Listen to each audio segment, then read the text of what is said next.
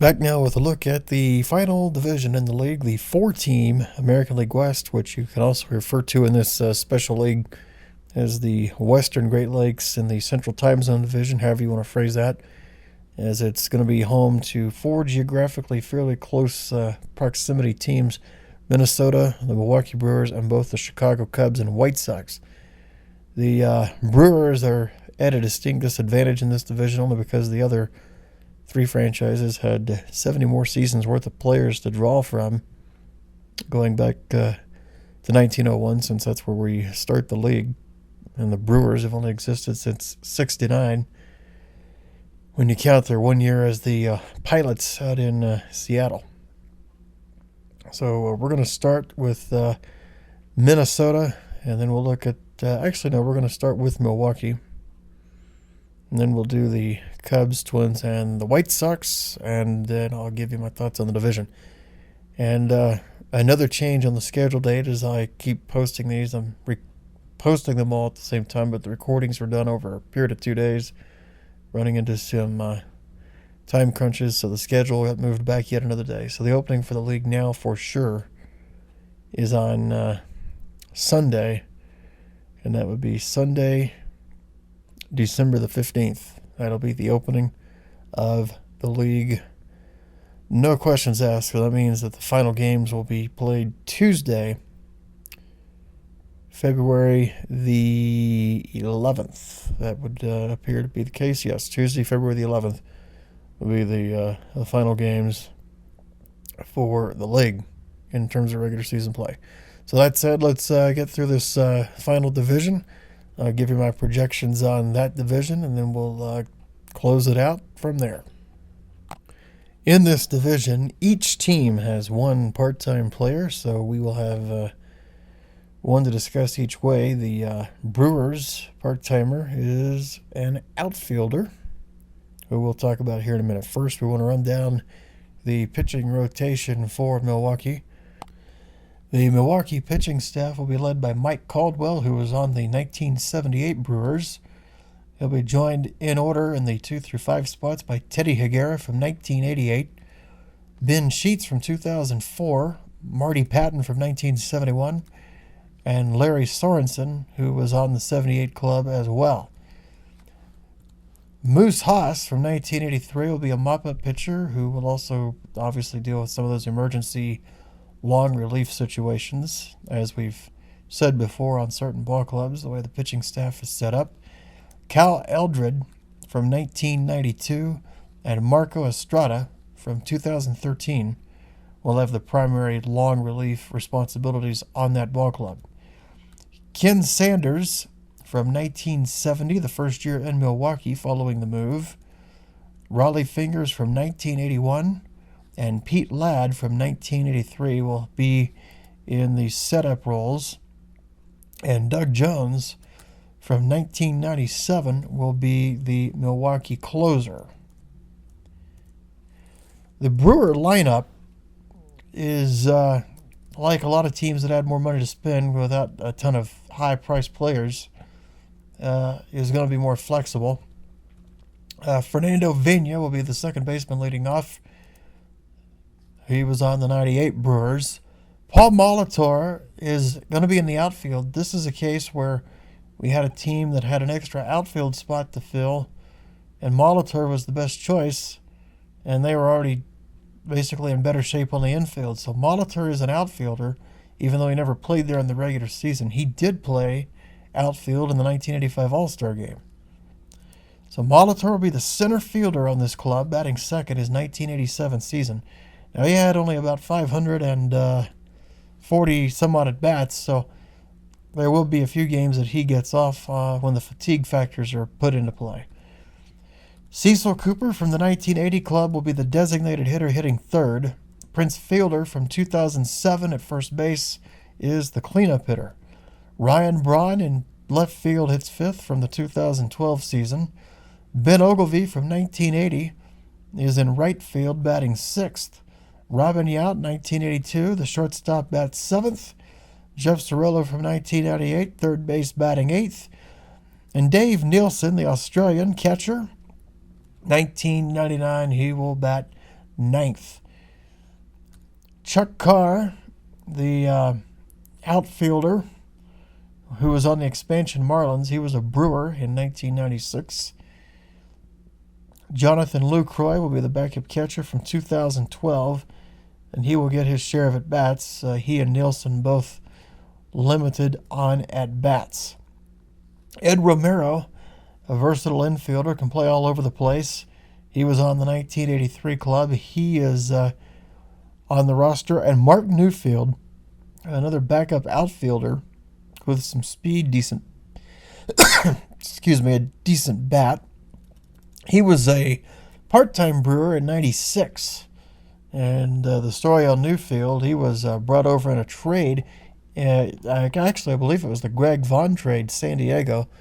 And as I look at my information on Baseball Reference, I'll be able to tell you exactly the story on that. And that is correct. Newfield was traded for Vaughn. They were the key players in the deal. And that was July 31st of 96. So he basically played the final 2 months of the season with the Milwaukee Ball Club. The Brewers, overall in this division, have the one of the lower batting averages. Their on base obviously isn't going to be quite as high as others. The best offense in this division out of the 4 teams, I would say, is probably a toss-up between the White Sox and the Twins. The Cubs are going to hit a ton of home runs. A great power hitting team. I don't think they're quite as gifted in terms of their ability to get on base, but they make up for that with the number of home runs they hit. And the Cubs will be the team that we will now take a look at. Let's first go over the Cubs' pitching rotation. Mordecai Brown from 1906 is their staff ace, and a very good one. Dick Ellsworth from 1963 will pitch in the number 2 slot. And they'll be followed by Pete Alexander from 1919, Mark Pryor from 2003, and Larry French from 1940. The mop-up pitcher, Paul Carter from 1920, and he's truly a mop-up pitcher. He is one of the types that's not going to be called upon in tight situations. The long relievers, Rick Sutcliffe, 1984, famously traded that year from Cleveland to the Cubs, and they would take off and win the division that year for the first time in the division era. That trade was done June 13 of 1984. I dare say I remember what was going on in my world back in those days in Gatesville, Texas. Carlos Villanueva will be the other long reliever. He was on the Cubs this past season, 2013. The setup core, Lee Smith from 1983, Les Lancaster from 1989, and Bob Patterson from 1997. Bruce Sutter from 1977 is the Chicago closer. A lot of fans nationally may not have been as familiar with Lee Smith until the Cubs made the run in 84, but his overall numbers in 83 were much better. His whip was around, let me take a look and I'll tell you exactly what it was. It was over 130 in 84. In 83, his whip was 108, so much better, and a much better ERA too in 83 compared to 84. The Cub lineup, Ryne Sandberg from 1984, speaking of, will be the second baseman, and he's in the leadoff spot, although I think I may modify this. Let's look at this lineup. I may change this. Mark Grace, Hack Wilson, Sammy Sosa, Hartnett, Williams, Banks, Kingman. Hack's got a better on base. I'm going to change this just a second, and I'll then give you the revised lineup. Okay, now the revisions are made. Cool thing about recording, you can just hit pause, make the change, and come back on. So Stan Hack from 1940 will be the leadoff hitter at third base for the Cubs. His on base a full 20 points higher than Sandberg. Thus, the change, kind of similar to the logic I had with Willie Wilson being at the bottom of the Kansas City lineup, among other moves that I made of that regard. Mark Grace from 1998 will bat second, play first base. Hack Wilson from 1930 is the left fielder hitting third. Sammy Sosa from 2001, the center fielder, hitting fourth. Gabby Hartnett, the catcher, will bat fifth from the 1930 Cubs. Billy Williams from 1970 in right field will bat sixth. Ernie Banks from 1959 will bat seventh at short. Ryan Sandberg hits eighth at second base from 1984. And then here's your ultimate unusual nine-place hitter. On-base percentage is a huge reason why this is the case. Dave Kingman from 1979 is batting ninth and the designated hitter. You'll almost never see a DH bat ninth. Kingman in 79 hit 48 home runs in less than 600 at-bats, but his on-base is just 343, and so he will be in the number 9 position. The backups on the Cubs, Matt Mieske from 1998, a backup outfielder.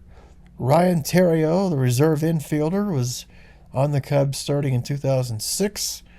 Chico Walker, a speedy outfielder, is on the club. He was there in 1986. And Rick Rona, the backup catcher, from 1989. And that'll round out the Cub roster. Look at the home run totals on this team.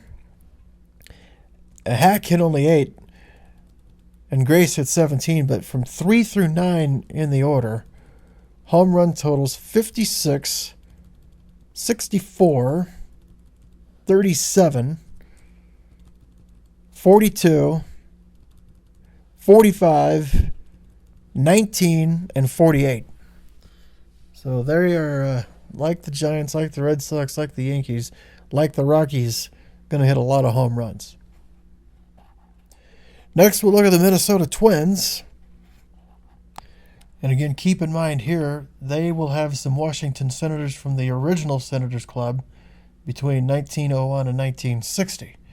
The Minnesota rotation thus features Walter Johnson from 1908 and the Senators, and joined by 4 former Twins: Johan Santana, 2004, Jim Cott, 1966, Frank Viola, 1988, and John Smiley from 1992.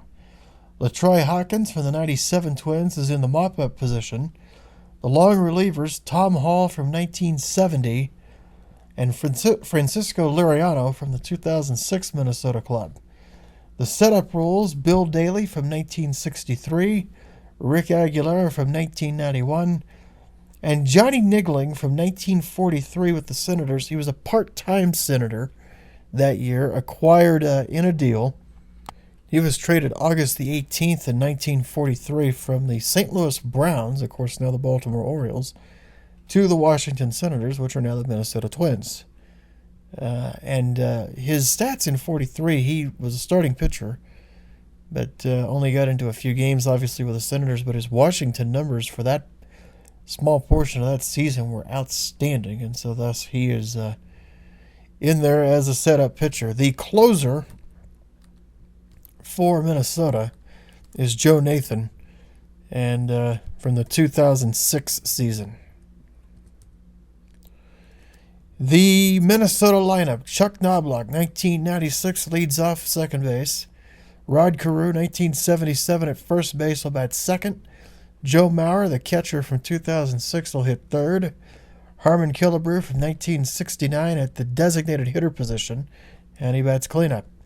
Kirby Puckett, 1988, center field, batting fifth. Check that, right field for Puckett, right field. Goose Goslin from the 26 Senators is the center fielder, batting sixth. Tony Oliva from the 64 Twins bats seventh in left. Joe Cronin from the 1930 Senators will bat eighth at short. And Roy Smalley from the 79 Twins, a shortstop by trade, he is at third base. The logic there, Smiley, a pretty good defensive shortstop. Not as good as Cronin, but a decent defensive shortstop, and that, in theory, should make him pretty good at third base. And Killebrew, not that well rated at third as a defender, and thus Smiley goes to third. Smalley. They've got a Smiley and a Smalley. That'll mess you up. Smalley goes to third. Roy Smalley to third.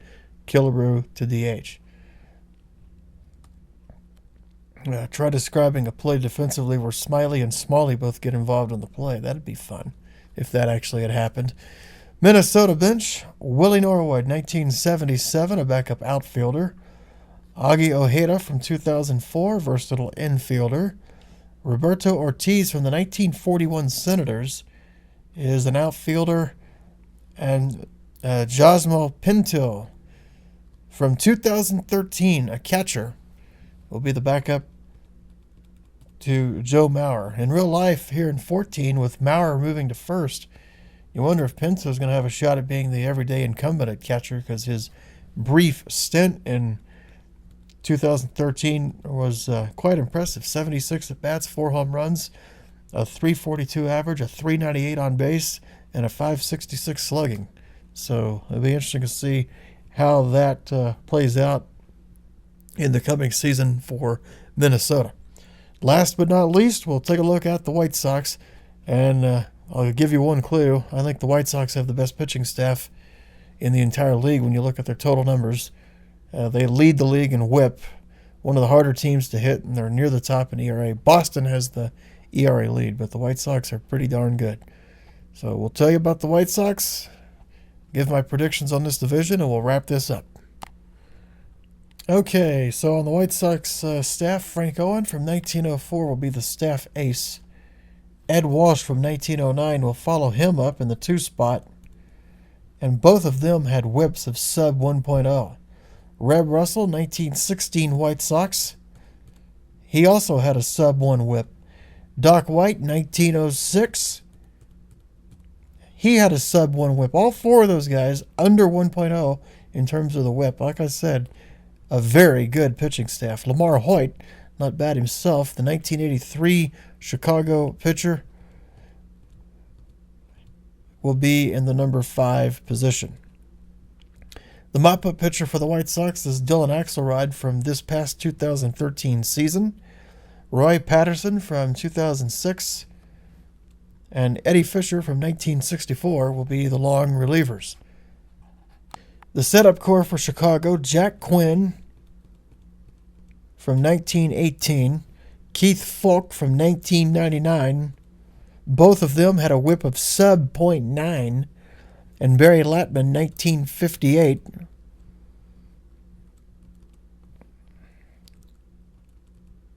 And his whip was .93. I mean, their walks plus hits to inning pitch is remarkable.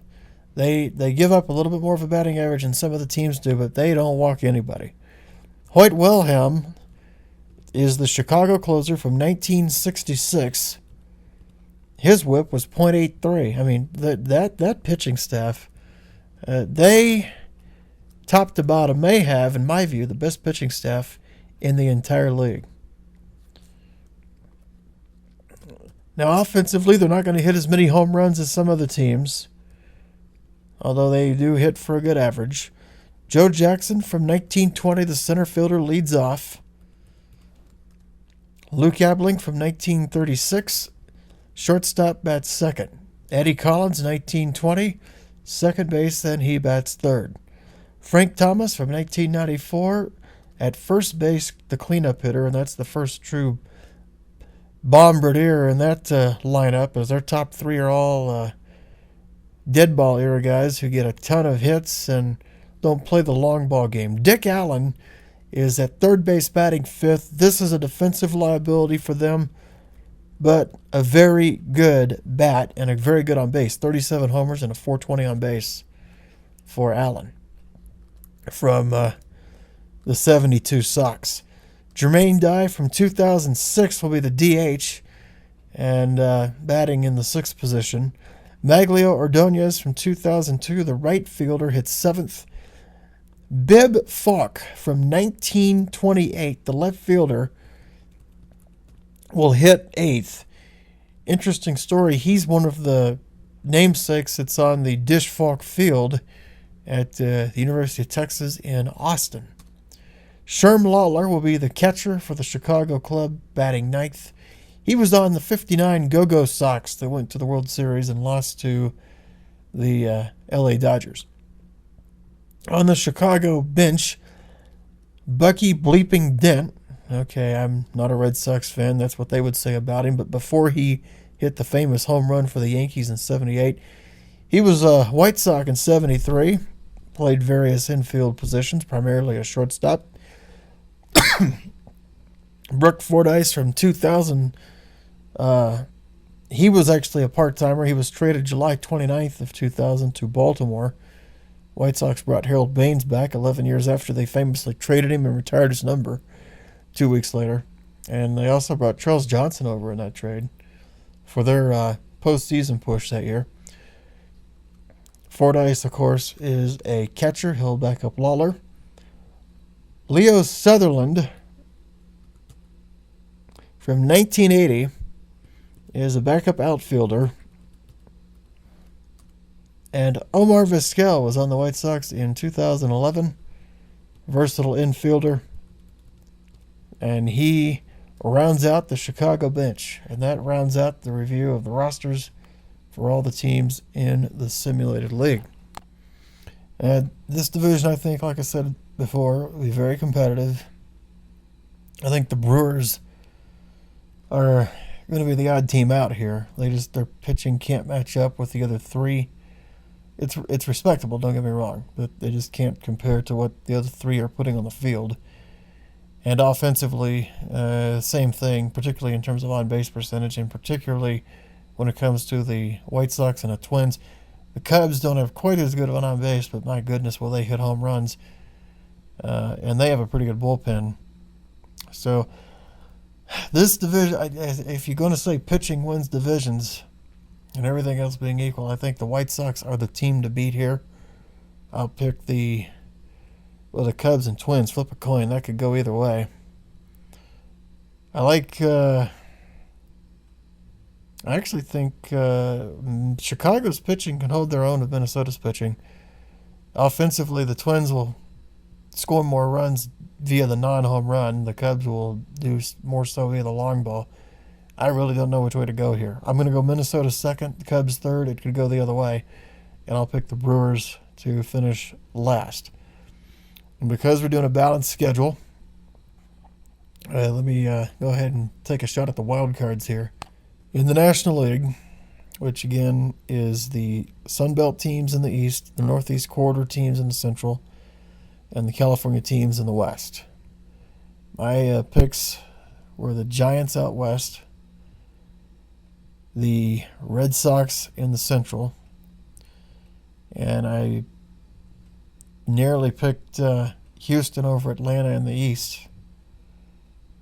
Wild card is going to come down to the Dodgers, the Braves, and the Yankees. And the Athletics will also be in that conversation. And I can't rule out the Nationals as well. But wild card, I'm going to pick the Yankees. I'm going Red Sox, Yankees, Astros, and Giants. On the, I think I picked Houston. I may have picked Atlanta, although I honestly can't remember. So if I change my mind, somebody can say something about it if you want to. I do like Houston's pitching overall a little bit more than Atlanta's, only because the whip is about the same. A couple of points in favor of Atlanta. The batting average allowed favors Houston. And overall, I think 1 and 2 advantage Atlanta, but I think with the whole rotation as a whole, I might be willing to give the advantage to Houston. I'll go. Wow. I think I will go Houston. So Astros, Red Sox in the Central, Giants in the West, with the Yankees as the wild card. The American League side again, the East is the Eastern Great Lakes teams in the industrial region, so Reds, Cincinnati, Cleveland, Pittsburgh, Detroit, Toronto. The Central is the Western teams that were not in the other leagues, so the Gateway Division, Cardinals, Royals, Rockies, Mariners, Diamondbacks, And in the upper Midwest, teams in the West: White Sox, Twins, Cubs, and Brewers. White Sox obviously in that Western Division. The Central, the Cardinals, I think clearly the team to beat there. And in the East, I ended up going with Detroit. Did I not? No, Cleveland. So the American League would be Cleveland, White Sox, St. Louis. Wild card.